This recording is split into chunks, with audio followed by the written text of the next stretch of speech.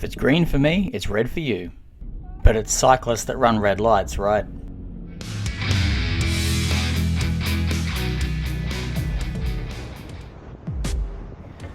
I'm really not a fan of slip lanes that come across bike lanes. Got to put a lot of trust in driver's ability. All those tyre marks on the green paint don't fill me with confidence. This Audi driver must have hated colouring in, doesn't like staying inside the lines.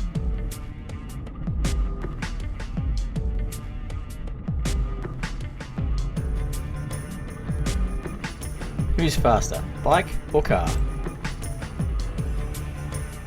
Bike, of course.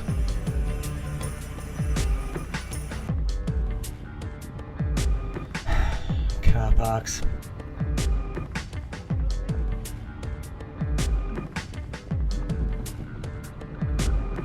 He was looking straight at me.